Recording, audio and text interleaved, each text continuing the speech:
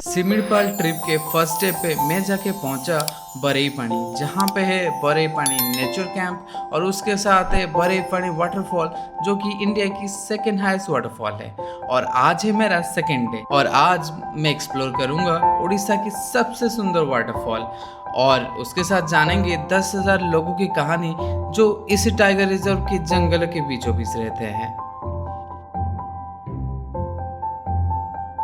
सिमड़ीपाड़ा की खूबसूरत सनराइज के साथ चाय पीने का मज़ा कुछ अलग ही था और उसके साथ मैंने स्टार्ट किया अपना डे 2 का एडवेंचर।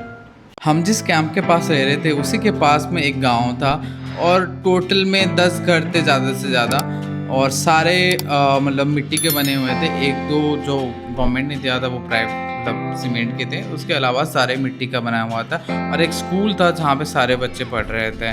बहुत ही इंटरेस्टिंग लगा मुझे, तो मैं थोड़ी देर के लिए उन बच्चों के साथ बात किया। कुछ खेल रहे थे, उनके लोकल कुछ गेम्स थे, उनके साथ थोड़ा बैठा घुमा फिर मैं आ गया। एक चीज़ गवर्नमेंट ने सही किया है यहाँ पे कि सबको सोलर पैनल दे दिया, सोलर पैनल लगा हुआ है तो इससे घर भी चलती है, वाटर पम्प्स भी सारे इधर उससे कनेक्टेड है, तो पानी रहता है, तो सारी चीज़ गवर्नमेंट ने प्रोवाइड कर दिया। मतलब 1 साल हो गया होगा। इसके साथ साथ गवर्नमेंट ने पहले से ही ट्यूबवेल का सिस्टम करके रखा है यहाँ पे, क्योंकि ज़्यादातर इनको पानी इधर रिजर्व करना पड़ता था या फिर कोई स्ट्रीम से जाकर कलेक्ट करना पड़ता था। तो ट्यूबवेल भी बनाया हुआ है हर एक गांव में, मतलब जहाँ पे भी कोई लोग रह रहे हैं, 2-3 घर है फिर भी वहाँ पे बना हुआ। तो ऐसा नहीं है कि कोई जगह पे 1-2 घर है तो वहाँ पे नहीं है, हर जगह पे सोलर दिया हुआ है, हर एक घर पे सोलर दिया हुआ है। और जो भी वाटर का सिस्टम है, जैसे गर्मी आ रही तो पानी नहीं रहता है तो वहाँ पे लोग टांकी जो आपको दिखाया मैंने वो वहाँ पे सारे पानी रिजर्व करके रखते हैं अपने इमरजेंसी यूज़ के लिए। और मुझे सबसे अच्छा और सुकून मिला इन बर्ड्स का साउंड सुन के।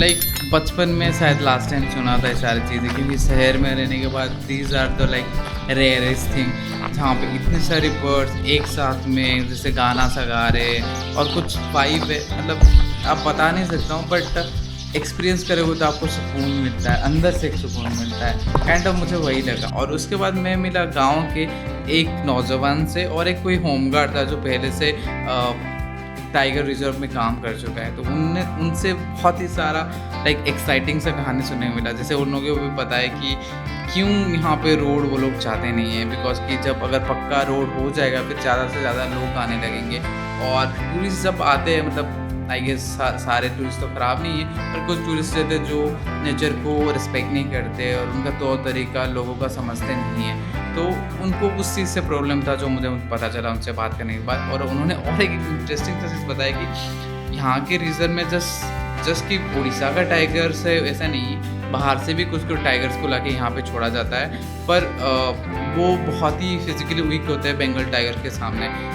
तो वो लोग क्या करते हैं कि वो धीरे धीरे कोलकाता का मतलब वेस्ट बंगाल का साइड देके अलग जंगल में चले जाते हैं। तो वही चीज़ बता रहे थे और उन्होंने ये चीज़ भी बताया कि टाइगर्स यहाँ पे भी आते हैं गांव के साइड में जब उनको भूख लगता है, मतलब ज़्यादातर खाना तो जंगल में इनफ है बट स्टिल वो आते हैं कभी कभी शिकार करने, कोई काव वगैरह या फिर बकरी वगैरह लेते हैं। कोई इंसान को आज तक हार्म नहीं किए। मोस्ट ऑफन कि समर के टाइम में ऐसे होता है क्योंकि पानी के सोर्सेज जहाँ पे घट जाते हैं तो ज़्यादातर मवेशी वगैरह होते हैं, उनको शिकार करना ज़्यादा इजी होता है। बट आज तक कोई ऐसे ह्यूमन इंटरफेरेंस यहाँ पे दिखा नहीं कि कोई टाइगर आके ह्यूमन के ऊपर अटैक किए हैं। बट वही है, केयरफुल तो रहना ज़रूरी है, तो ऐसा नहीं कहीं में भी जंगल में आग बंद करके घुस गए। लोगों के साथ बात करने के बाद हम लोग निकल गए उसकी वाटरफॉल जो कि 8 किलोमीटर है बरई पानी नेचर कैंप से, और जहाँ पे आप बहुत सारी चीज़ गाड़ी है तो लोग अभी उसकी पहुँच गए, चलेंगे नहाने के लिए। बहुत दूर से आए ना, थक गए, नहाएंगे फ्रेश होंगे फिर निकलेंगे और कहीं। बाय द वे उसकी का रोड थोड़ा अंदर है, मेन रोड से 3 किलोमीटर है रोड, ऐसा ही है नॉर्मल है, मतलब इतना देख के तो वैसा ही लग रहा है, नॉर्मली है। आज तो पहुँचना, थोड़ा सा ट्रैक करना आपको, थोड़ा सा चल के जाना है, then you will reach the उसकी है नॉट विस्की।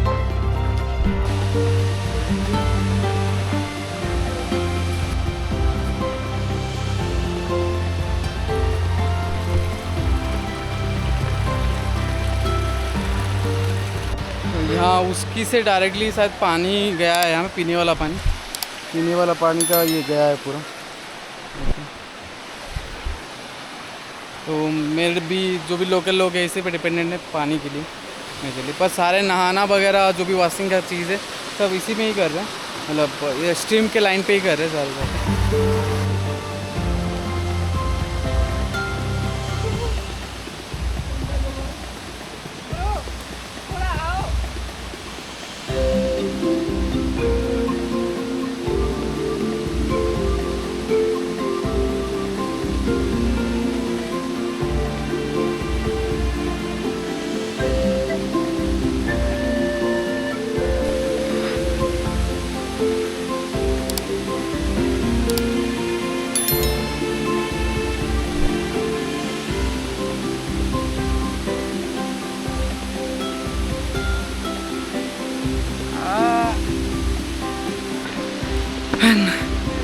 हम लोग का नहाना वाना हो गया, अभी हम लोग निकल रहे हैं। उसके से निकलने के बाद हम लोग जा रहे थे सिमलपाल रीजन का सबसे सुंदर वाटरफॉल देखने, जो कि ये जोरंदा वाटरफॉल। पर रास्ते में हमें कुछ और ही बढ़िया सा यूनिक सा चीज़ देखा। जंगलों के बीचों बीच बहुत ही बढ़िया जगह दिखा, हम जा रहे हैं अभी। ये सीक्रेट स्पॉट जोरंदा वाटरफॉल से करीबन 7 किलोमीटर पहले गिरता है, और जहाँ पे आप पहुँच के बहुत ही रिलैक्स सा फील करोगे। पानी का धीरे धीरे बहना और उसके आते हुए साउंड और उसके साथ ठंडे ठंडे हवा जंगलों के बीचों बीच बहुत ही रिलैक्सिंग सा एटमॉस्फेयर क्रिएट करता है, जहाँ पे आप आराम से बैठ के थोड़ी देर टाइम स्पेंड कर सकते हो या फिर आप गाना सुन सकते हो।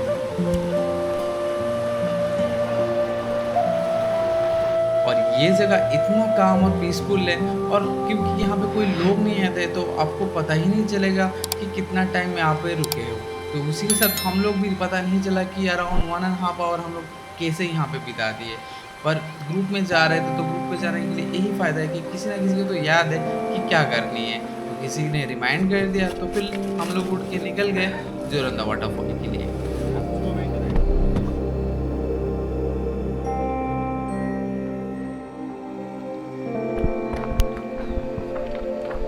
मैंने इतने जगह ट्रैवल किया हूँ, इतने वैलीज देखा हूँ, इतना वाटरफॉल्स देखा हूँ, पर मुझे जोरंदा वाटरफॉल बहुत ही यूनिक लगा। इतना बड़ा वैली में अकेला बहता हुआ ये वाटरफॉल जिससे कहीं खो जाता है इस वैली के गहराइयों में।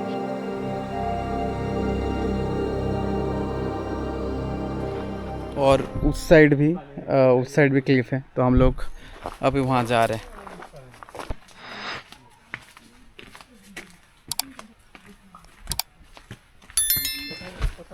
यहाँ से और ही ज़्यादा क्लियर दिख रहा है वाटरफॉल।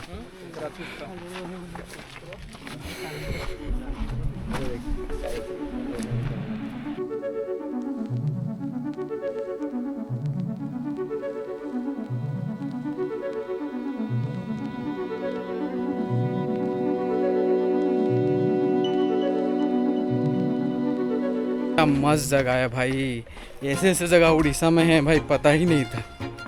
लोग पता नहीं क्यों नहीं आते ऐसे जगह। मतलब आप यूट्यूब वगैरह में तो बहुत ही कम देखे होंगे, मतलब ऐसे कोई जगह जैसे फेमस हुआ होगा। मेघालय वगैरह फेमस है, जैसे हिमाचल वगैरह फेमस है। तो इस तरह का जगह भाई जहाँ पे आप टाइगर देख सकते हो, सारे वाइल्ड लाइफ देख सकते हो, जहाँ पे आप आराम से सारे वाइल्ड लाइफ देख सकते हो, टाइगर वगैरह, डियर्स, एलिफेंट, क्रोकोडाइल्स, ऐसे सुंदर वाटरफॉल्स है एंड काउंटलेस चीज़ें, बढ़िया जंगल, इतने सारे स्ट्रीम है जहाँ पे आप कहीं पे भी नहा सकते हो, और पूरा ऑर्गेनिक, पूरा प्योर ऑर्गेनिक खाना मिल रहा है यहाँ पे, सारी चीज़ें।